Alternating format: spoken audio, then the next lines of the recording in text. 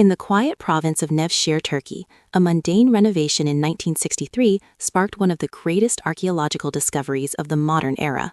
A local resident, frustrated by his chickens disappearing into a crack in his basement, decided to knock down the wall to retrieve them. As the dust settled, he didn't find a mere crawl space, he found a void. A cool breeze drifted from the darkness, carrying the scent of centuries-old earth. He stepped through the breach and found himself standing not in his cellar, but at the gateway to a labyrinth. This tunnel led to another, and then another, spiraling down into the crushing depths of the planet. He had accidentally rediscovered Derinkuyu, the deepest underground city ever found. Imagine a city the size of a modern district, but inverted.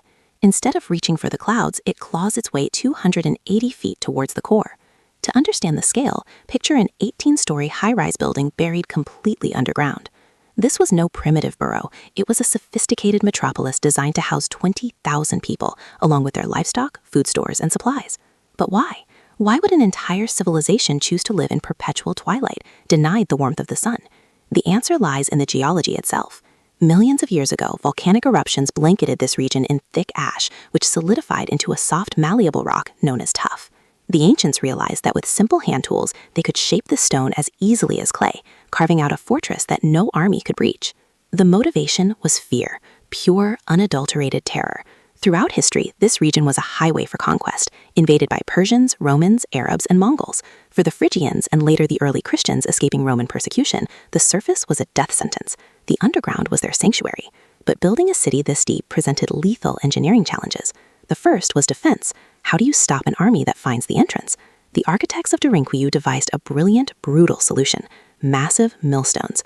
These circular granite doors, weighing up to 1,000 pounds, could only be rolled shut from the inside. Once closed, the tunnel was sealed. A single defender with a spear could hold back a legion through the small observation hole in the center of the stone. Yet, defense is meaningless if you suffocate. The true genius of Derinkuyu lies in its lungs. The engineers sank over 50 massive ventilation shafts, some reaching 180 feet down to the lowest levels. These shafts acted as a colossal respiratory system, ensuring that even the refugees hiding on the 8th floor had fresh oxygen. Crucially, these shafts doubled as well wells, tapping into the underground water table. But the builders were cunning. Not all wells reached the surface. This prevented enemies above from poisoning the city's water supply. It was a closed-loop survival system, designed to outlast sieges that could stretch for months. Life inside was not merely about survival, it was about continuity. As we explore the upper levels, we find stables with mangers carved into the walls.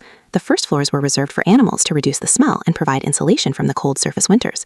Descend deeper, and you find the infrastructure of a functioning society. They had wine presses to ferment grapes, communal kitchens with blackened ceilings from cooking fires, and storage depots for grain. Perhaps most poignant are the spaces dedicated to the mind and spirit. On the second level, a spacious room with a barrel-vaulted ceiling served as a religious school. Deep within the earth in a cruciform church, prayers echoed off the cold stone walls. Pleas for safety whispered in the dark. The complexity creates a sense of vertigo.